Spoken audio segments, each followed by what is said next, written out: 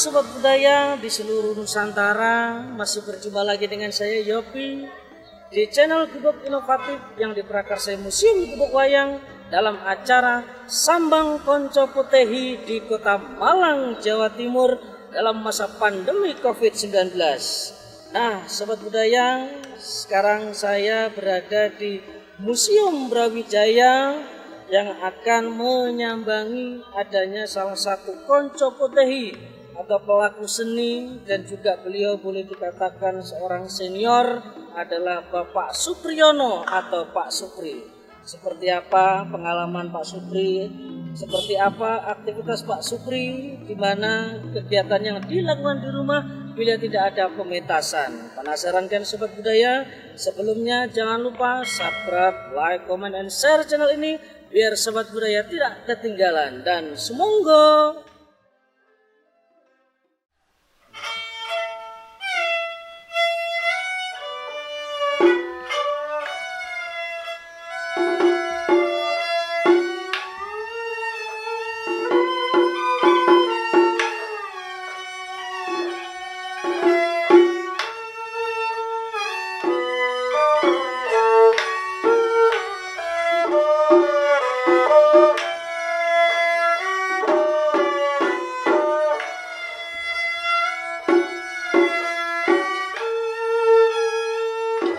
nama Supriyono, pemain wayang potehi dari Kepanjen Malang.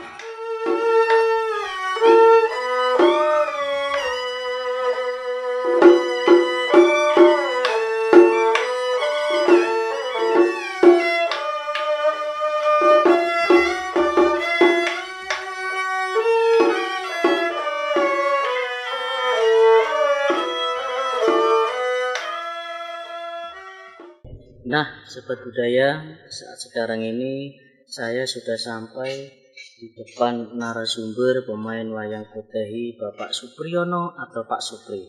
Seperti apa bincang-bincang saya? Jangan lupa Sobat Budaya terus ikuti tayangan ini biar Sobat Budaya tidak ketinggalan, dan semoga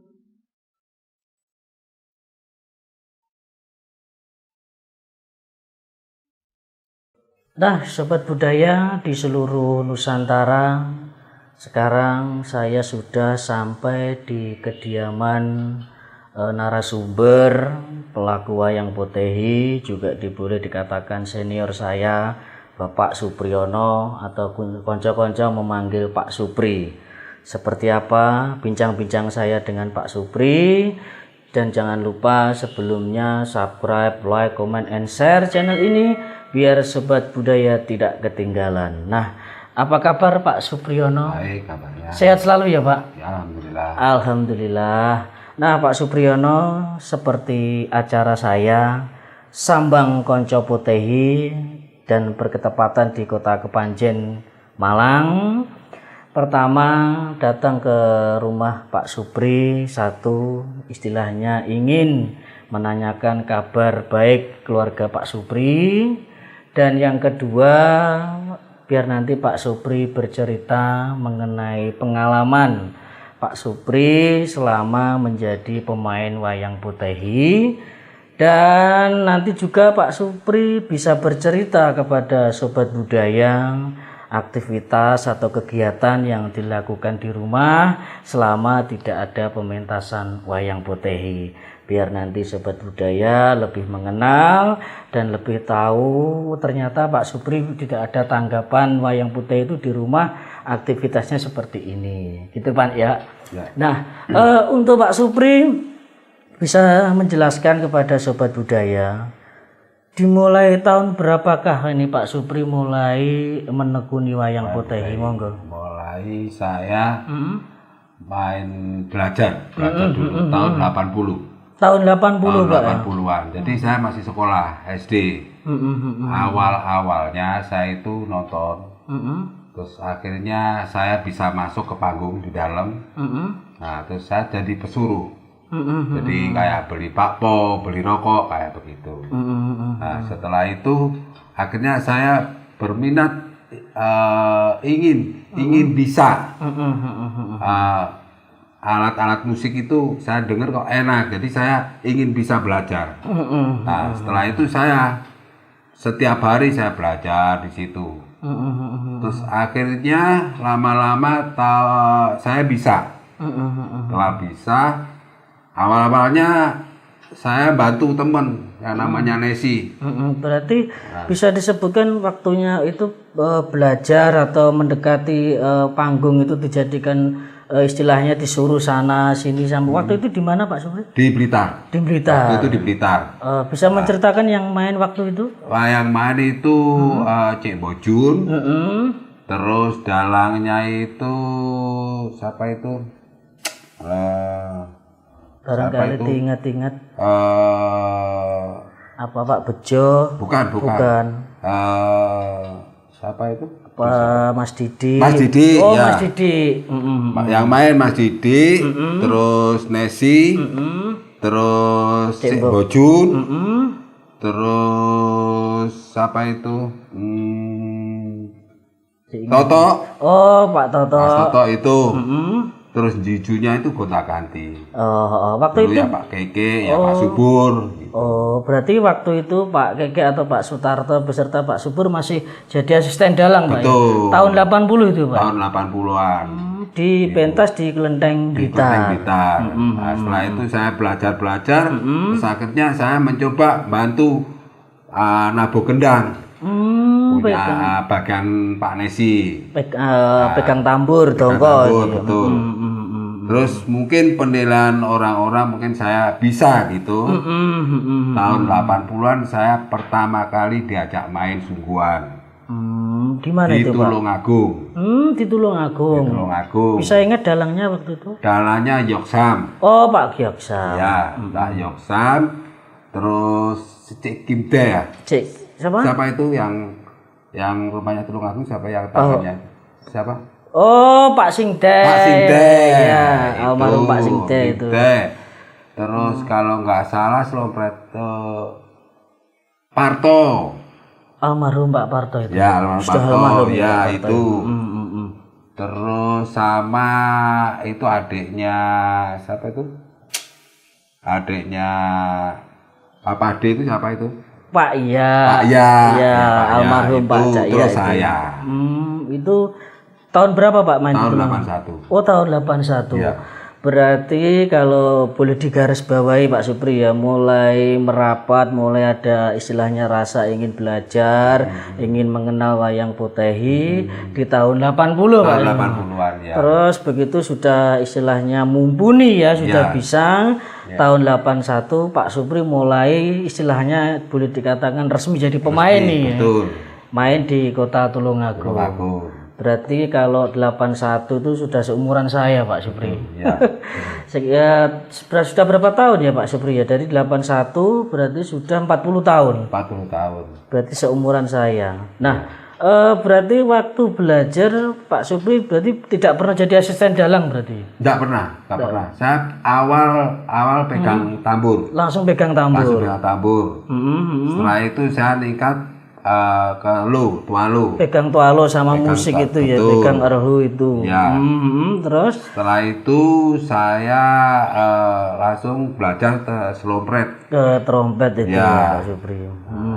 Jadi Sobat Budaya sudah pernah saya sampaikan di video-video saya sebelumnya, memang ya Pak Supri rata-rata hampir 85% untuk pemula bagi pemain wayang putih itu rata-rata itu ditempatkan ke asisten dalang biasanya kan biasanya gitu, seperti itu. Tapi juga saya pernah menceritakan kepada Sobat Budaya, mungkin ada konco-konco putih belajar tidak menjadi asisten dalang tapi dia langsung pegang alat musik. Ini seperti Pak Supri berarti Sobat Budaya. Tapi memang kalau kita istilahnya diurutkan rata-rata ya Pak Supri itu ke asisten dalang, lalu ke pegang tambur, baru pegang tualo sama alat musik erhu, nanti baru meramat ke trompet. Berarti Pak Supri belum pernah mencoba untuk dalang? Enggak pernah. Mungkin ada cita-cita untuk dalang ke depannya ini nanti? Kayaknya udah tua. Sudah tua ya. Boleh diceritakan Pak Supri usianya sekarang berapa Pak? Sekarang 55. 55. Iya. Berarti 40 tahun, berarti usia 15 tahun ya Pak Pri ya? Sudah mulai menekuni wayang potehi, main di kota Tulungagung. Nah, selama karir 40 tahun Pak Suprim, bisa diceritakan sampai sekarang kan 2021. Bisa diingat-ingat Pak Suprim pernah mengikuti dalang siapa wae? Saya kayaknya semuanya pernah saya ikutin. Kayak Kos Sangsang. Almarhum Sangsang. Sangsang pernah. Terus Pak Pade. Almarhum Pak Cuan. Sing itu pernah. Terus sama siapa itu? Nah, kalau yang muda-muda sekarang, yang muda sekarang semuanya sudah pernah saya ikuti. Kayak Widodo. Kayak ini almarhum siapa itu? Pak Pur. Pak Almarhum Pak Purwanto. Ya, Pak Keke. Pak Keke atau Pak Sutarto. Pak Subur. Terus Ali. Oh, Pak Ali juga. Pak Ali itu masih sudah meninggal. Pak Ali itu bertempat di Jakarta dia. Jakarta. Saya memang belum tahu Pak Supri. Ya, Pak Ali. Terus Bapak senior kita itu dalang Pak Cak Di. Oh, Pak Suwardi almarhum Pak Susomo. Pak Susomo itu pernah. Jadi kayaknya semuanya pernah saya ikutin semua. Mungkin dari dalang Jawa Tengah pernah ngikuti? Dari Jawa Tengah ya cuma itu. Siapa itu? Cek Tionggi nggak pernah. Apa Kongwat? Papa Kongwat. Oh, Kongwat almarhum pernah ikut jadi Pernah. Semarang. Lama juga. Berarti dengan karir 40 tahun Sobat Budaya, Pak Supri itu pernah mengikuti dalang-dalang yang mungkin sudah almarhum ya Pak Supri, mungkin juga masih eksis sampai sekarang. Seperti Pak Widodo, seperti Pak Subur, dan juga Pak Sutarto atau Pak Keke gitu ya Pak Supri. Dan kan sekarang saya datang ke rumah Pak Supri, kan hari ini kan tidak ada pementasan ya Pak Supri, apalagi di Indonesia sekarang musim corona. Tapi Pak Supri kemarin saya dengar kayaknya pernah keluar pentas seperti pentas di mana, bisa diceritakan? Saya kemarin kebetulan di rumah ya juga nganggur waktu pandemi itu. Terus alhamdulillah diajak sama Bos Hokle. Saya diikut itu golput ya. Gopot. Itu awal main di Semarang. Nah itu jadi kita itu main di situ nunggu ini, istilahnya kayak ngamen. Jadi kita belum di job. Jadi kita main, ada job satu kali hari ini. Nah baru kita itu ngubungin orang-orang yang biasa langgap wayang. Setelah tersambung, jadi kita uraikan, kita nggak main di kelenteng, bisa main di rumah, atau di pabrik-pabrik, juga bisa di toko-toko. Barangkali nanti itu juga pihak lembaga pendidikan, sekolah-sekolah mau nanggap kan bisa. Intinya juga ingin menunjukkan ini loh wayang budaya Potehi kan seperti itu. Mau kan istilahnya Gopot ini bukan mau ke istilah punya acara Go Nusantara kan gitu istilahnya mengenalkan terhadap masyarakat bahwa inilah kebudayaan wayang Potehi. Dan kita semua juga sudah tahu bahwa seni wayang Potehi ini sudah menjadi bagian budaya bangsa Indonesia Pak Supri. Bisa diceritakan ikut berapa bulan atau berapa waktu acara? Saya waktu itu ikut sampai 21 hari. 21 hari. Sehubungan saya ini ada sesuatu yang di rumah yang ada perlu kerepotan saya gitu ya. Akhirnya saya hubungin Bapak Slamet orang Blitar. Oh, Pak Slamet Cong. Betul. Akhirnya saya suruh ganti. Alhamdulillah Pak Congnya juga tidak ada pekerjaan. Akhirnya dia juga mau ganti saya. Jadi ikut betul main di acara Gopot itu ya. Terakhir di Magelang. Di Magelang. Iya. Bisa disebutkan krunya dalangnya siapa waktu itu yang main Waktu Gopot? itu yang main Bapak AC. Terus dalangnya Pak Widodo. Pak Widodo juga. Terus saya sendiri. Terus yang satu Bapak Cokro. Yang satu ponakannya Pak Widodo siapa itu? Oh, Anil, Mas Anil. Betul. Iya, betul. Jadi di Gopot ini memang istilahnya mengenalkan ya Pak Supri ya istilahnya kepada masyarakat Gunung Nusantara, inilah kesenian wayang Putehi, kesenian wayang istilahnya bisa dikatakan juga wayang tertua di dunia gitu loh. Semoga saja lancar, kita doakan sukses. Amin. Tidak ada halangan apa-apa karena ini musim pandemi Covid-19. Mungkin ada penerapan dari pihak pemerintah kota setempat, juga ada penerapan PSBB juga gitu loh. Dan kita bisa pentas, bisa main mungkin sudah sesuai protokol kesehatan yang diajukan oleh pemerintah. Nah, Pak Supri, sehubungan tidak ada pementasan, Pak Supri tinggal di rumah, biar sobat budaya tahu, bisa menceritakan aktivitas atau kegiatan yang dilakukan di rumah, dikarenakan kan kita ini sebagai seorang laki-laki kan kepala rumah tangga atau Pak Pri. Jadi kan harus ada pemasukan untuk mencukupi kebutuhan hidup. Monggo bisa diceritakan. Jadi saya selama tidak main wayang Putehi, aktivitas saya itu istilahnya apa aja.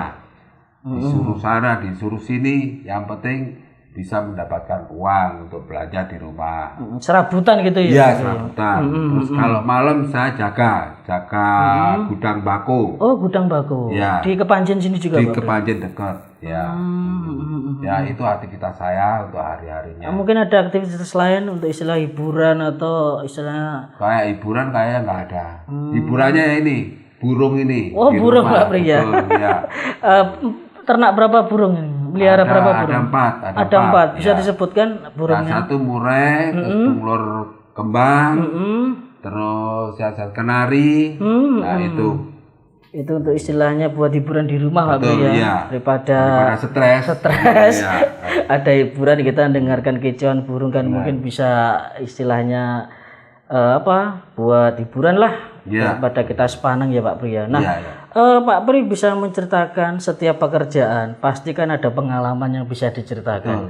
Sedangkan kita sama-sama pemain wayang Putehi dan beliau ini sobat budaya termasuk senior saya juga. Mungkin Pak Supri bisa menceritakan pengalaman selama menjadi pemain wayang Putehi, mungkin ada pengalaman suka maupun dukanya. Bisa diceritakan. Kalau sukanya itu misalnya jadi pemain wayang Putehi itu gini loh senangnya, tapi kalau barangkali ada cerita mungkin yang tidak enak atau gimana bisa diceritakan, monggo barangkali ingat-ingat. Jadi seperti ini. Sukanya dulu ya. Monggo. Jadi sukanya itu kita itu pada umumnya kalau kita itu sebagai seniman itu tuh kayaknya jiwa ini kayak mau muda lagi. Oh gitu ya. Seperti itu. Iya. Jadi buat menghibur diri, biar tenangkan diri. Jadi kita kalau sudah main kayak gitu, main wayang itu, jadi tenang. Dan lagi senang gitu. Gitu. Nah, terus dukanya. Mungkin ada pengalaman pahit atau gimana bisa diceritain? Pengalamannya pahit kita pasti semuanya. Iya, namanya kan kita pengalaman tinggal kerja. Keluarga. Iya, seperti betul. itu. Kadang namanya wayang Putehi ini ya kita harapkan kan kita bisa mencukupin anak dan istri. Tapi bagaimanapun kita main wayang kadang kan ada job segini, kita harus mengatur seperti apa untuk keluarga, untuk mengatur makanya di luar seperti ini kan, cuma itu aja. Iya, itu pernah saya ungkapkan di video saya sebelumnya Pak Pri. Jadi memang sebagai pemain wayang itu ya mungkin risikonya kita ya. Seperti itu.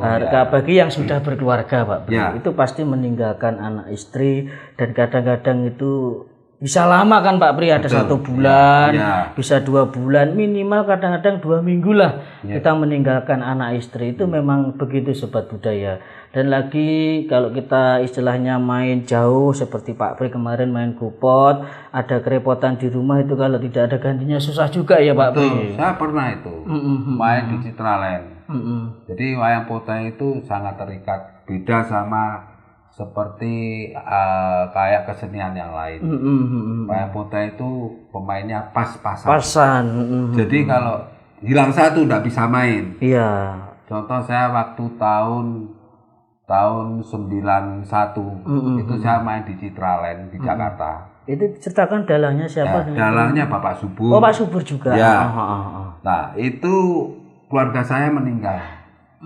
Ayah atau ibu Pak Subur? Yang bapak. Bapak. Bapak meninggal nggak bisa pulang.